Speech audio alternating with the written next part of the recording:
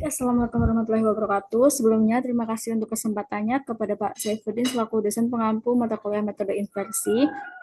Perkenalkan, di sini saya Sri Agustin dengan NRP 50012210883 akan menjelaskan terkait dengan tugas metode inversi pada 13 Mei.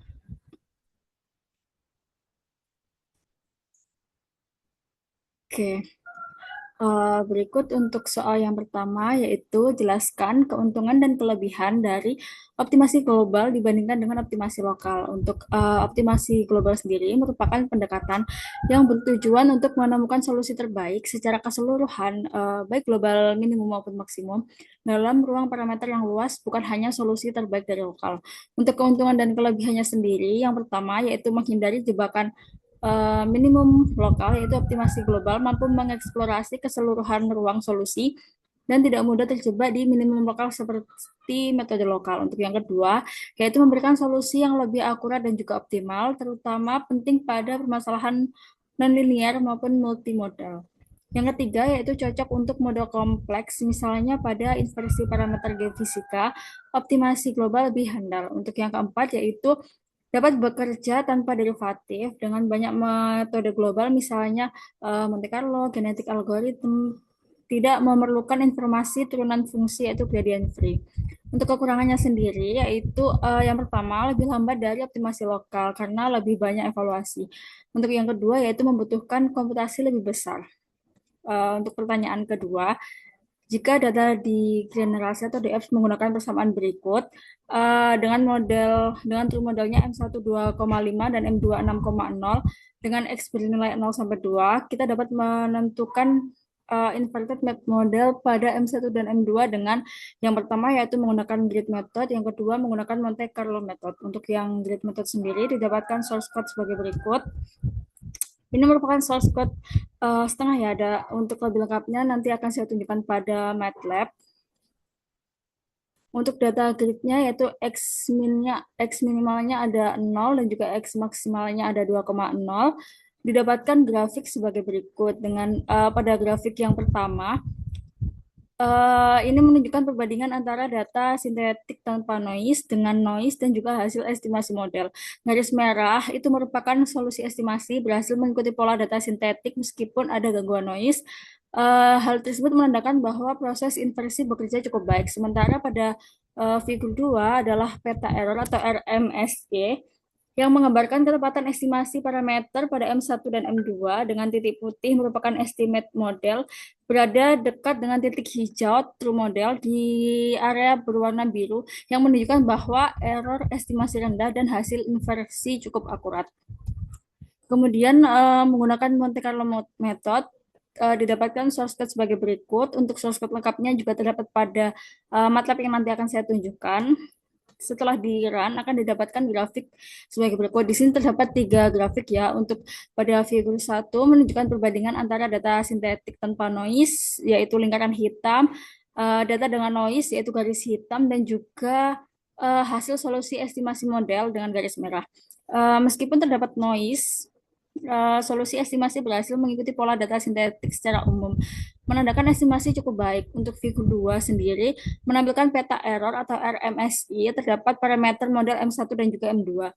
Dengan titik hijau menandakan parameter model sebenarnya yaitu true model, sedangkan titik putih menunjukkan hasil estimasi garis merah.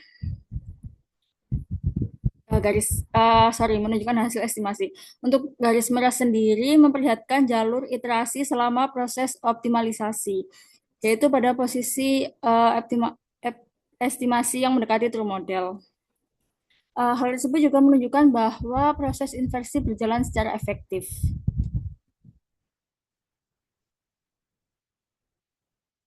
Untuk figur 3 juga menunjukkan konvergensi selama iterasi.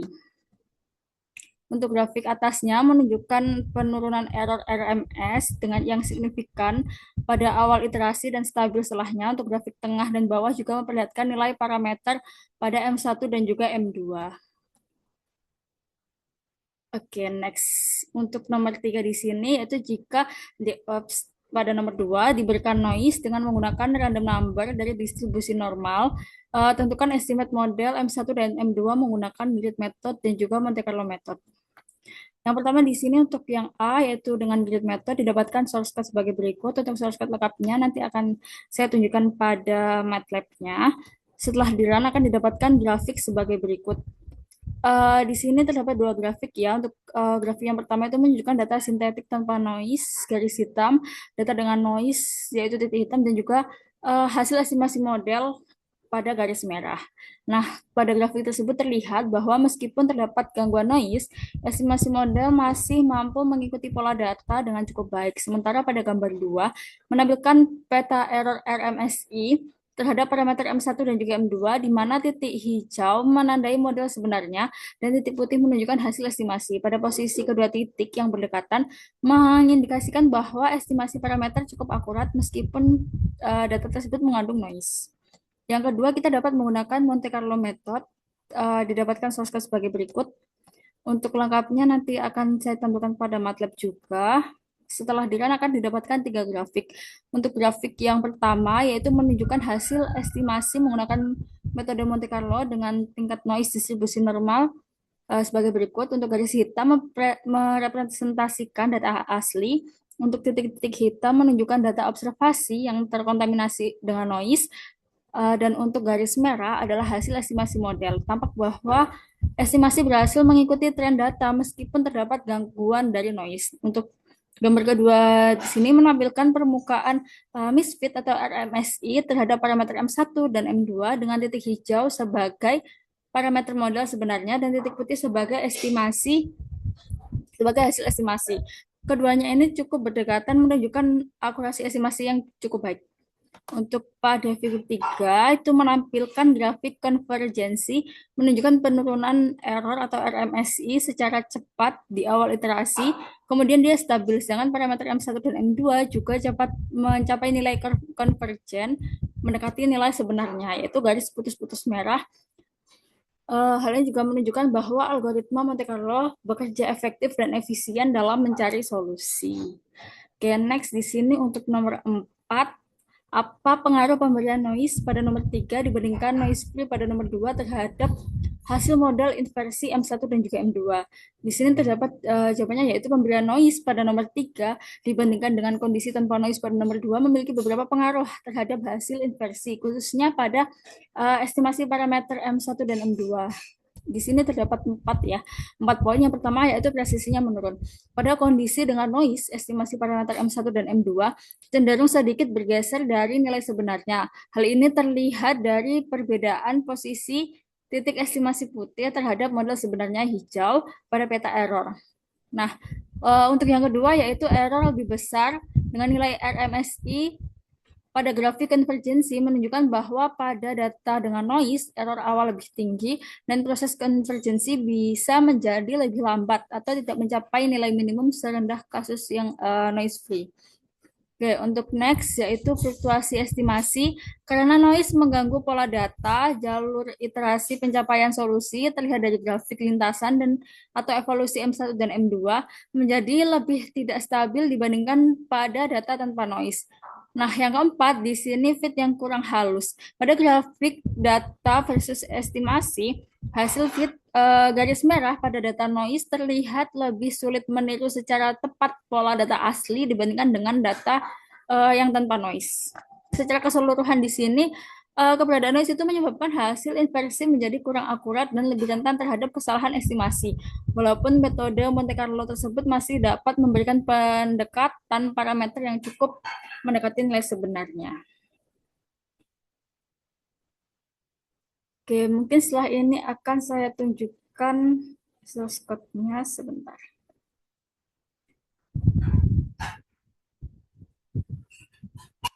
Oke.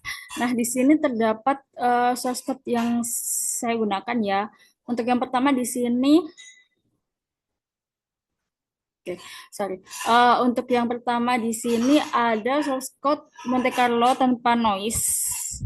Oke, berikut ya source code-nya. Itu ada Monte Carlo tanpa noise dengan true model parametersnya tersebut, dengan sinyalnya, plot datanya, terus grid for plotting misfit surface-nya, semuanya sampai ada di Monte Carlo Random Research. Oke, untuk hasil inspeksi M1 dan M2. Oke, untuk Monte Carlo tanpa noise sendiri ketika di-run akan menghasilkan data sebagai berikut.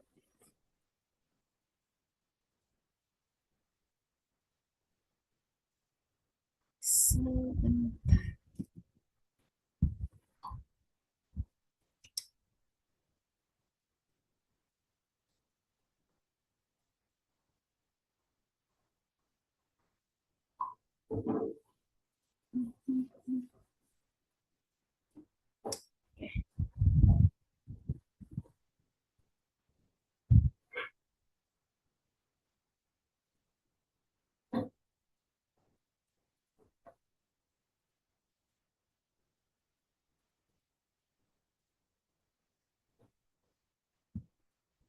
Oke, maaf guys. Oke, mungkin ini ya.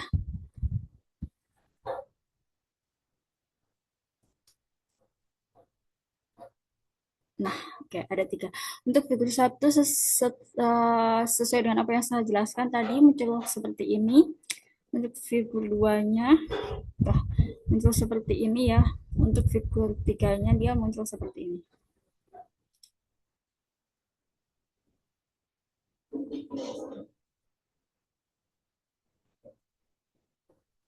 Oke, maaf. Oke, mungkin kita bisa next juga. Selanjutnya di sini untuk yang Monte Carlo dengan noise ya. Monte Carlo dengan noise berikut source code-nya.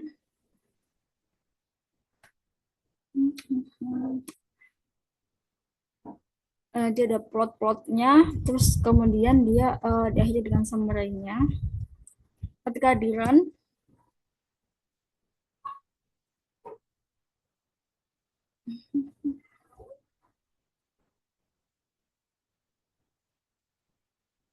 oke, dia didapatkan tiga grafik juga ya. Yang pertama di sini ada dia menampilkan true data, noise, dan juga estimate fit-nya untuk gambar satu.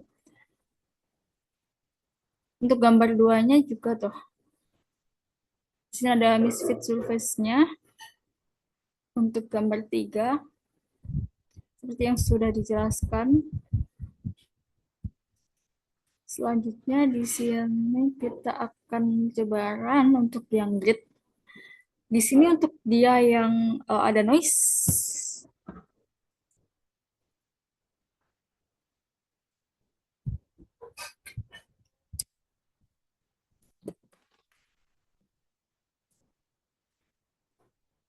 Oke, di sini dia terdapat dua grafik ya untuk yang uh, grid. Di sini dia ada data dan juga ada RMSI-nya. Sama untuk datanya di sini dia ada data tanpa noise, dengan noise dan juga estimasi modelnya. Oke, kita next. Oh ya, untuk source code-nya yang grid sama ya, di sini kita ada data grid, model, terus data statistik, plot data, plot error juga, terus untuk hasil estimasi. Oke, untuk selanjutnya di sini yang tanpa noise menggunakan grid method untuk source code-nya sebagai berikut.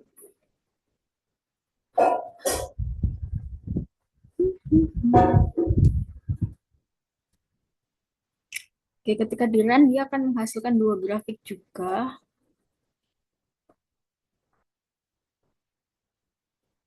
Nah,